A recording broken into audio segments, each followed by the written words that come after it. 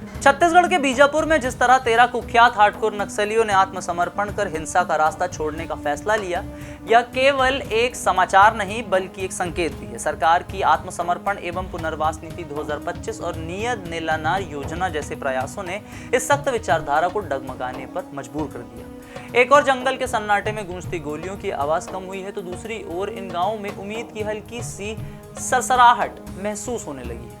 यह बदलाव अचानक नहीं आया है, इसके पीछे रणनीति, संवाद और एक नई दृष्टि छिपी है जो नक्सलवाद को केवल बल नहीं भरोसे से जवाब देना चाहती है। इन विचारों का धरातल पर कितना असर है, आइए सारी जानकारी करते हैं आपसे साझा।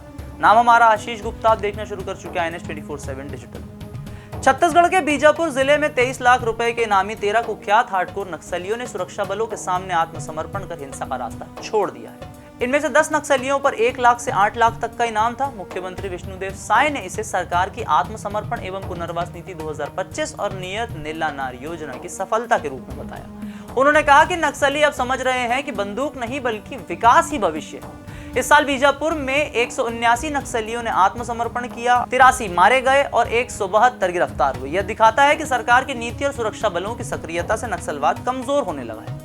आत्मसमर्पण करने वालों को 50-50 हजार रुपए की सहायता दी गई और पुनर्वास की व्यवस्था भी की जा रही है। मुख्यमंत्री ने प्रधानमंत्री नरेंद्र मोदी और गृह मंत्री अमित शाह के मार्गदर्शन में 2026 तक नक्सलवाद को खत्म करने का लक्ष्य रखा है। नियत नीलानार योजना के तहत बीजापुर, नारायणपुर, दंतेवाड़ा जैसे नक्सल प्रभावित जिलों में सड़क, बिजली, पानी, स्कूल, अस्पताल जैसी बुनियादी सुविधाएं पहुंचने लगी हैं। 16 नए सुरक्षा कैंपों के आसपास 58 गांवों में 32 योजनाओं पर काम भी जारी है।